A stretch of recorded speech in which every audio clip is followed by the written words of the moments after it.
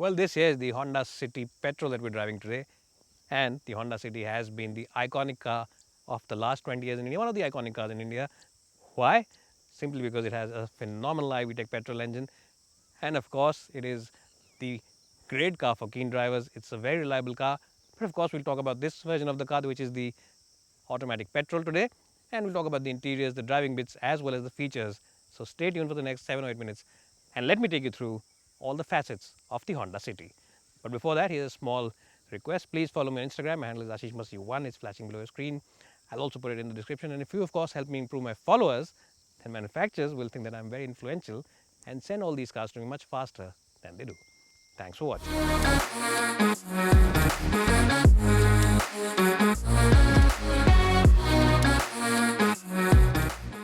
Well, so the City's front seats are the best in the business.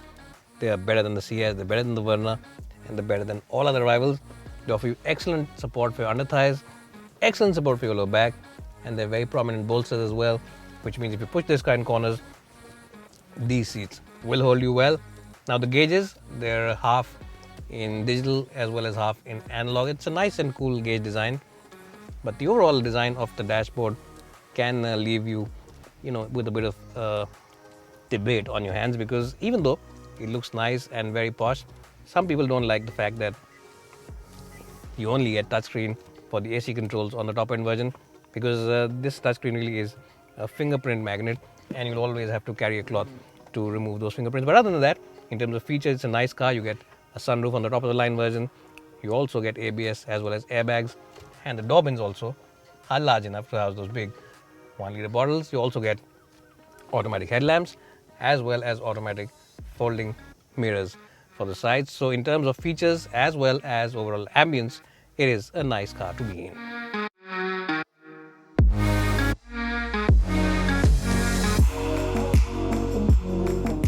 In terms of overall space in the back, you've got plenty of space in the City. The front seat, as always, has been just for my height, and my height preference is 5'10". There's ample space for your knees, ample space for your head. Even if you're about 6 feet, you should be okay in these seats. A couple of AC vents at the back, and a couple of 12-volt charging points, which mean that if you have a tablet or an iPhone to charge all the time, then you can plug it in here. And just like all other cars in the segment, this one also has a couple of beverage holders in the armrest. One of the better cars for sheer backseat comfort.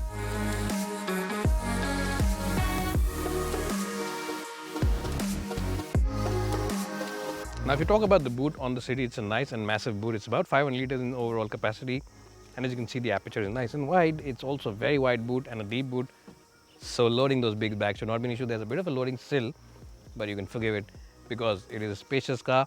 If you have to pick up your mother-in-law at the airport in this car, it should be quite okay. And I think if my mother-in-law to give it a score, she'll give it a strong score of 9 out of 10.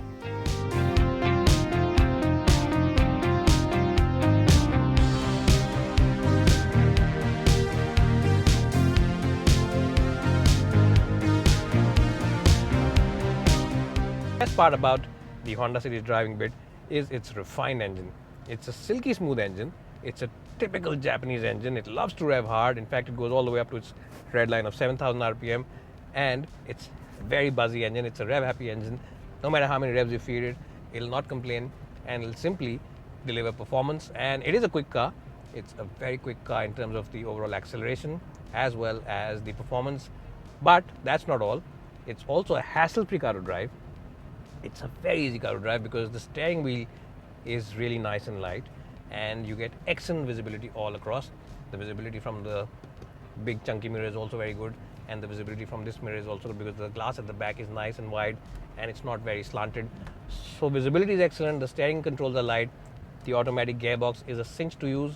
Now sometimes, because it's a CVT, it can just mount up the revs and take a little while to get going, but that's quite okay because buyers in this segment aren't buying these cars for sporty handling, they're buying them more for ease of driving. Now this car has been with us for the last month or so, and on a very consistent basis in Delhi summer heat with the AC on always and driving from Gurgaon and back to home, it still delivered very good efficiency figures. We're getting figures of around 12 kpl. Sometimes it's ahead of 12 kpl, sometimes it's about 11.8, but these are genuine figures, and these are good figures considering the segment this car is in.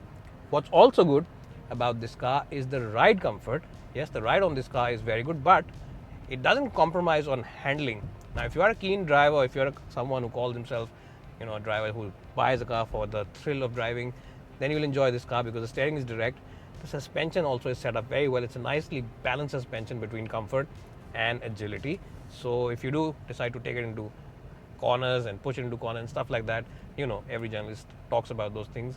They aren't relevant to most buyers. 95% buyers don't buy a car to push into corners, but if you're part of that 5% who wants to push it and enjoy the drive, then this car will definitely give you a rewarding experience. So overall, what I'm trying to say is that the City is a great car to drive. It's a great car for refinement. It's a good car for fuel efficiency, and overall, it's just a nice package which will put a smile on your face every time you take it out for a spin.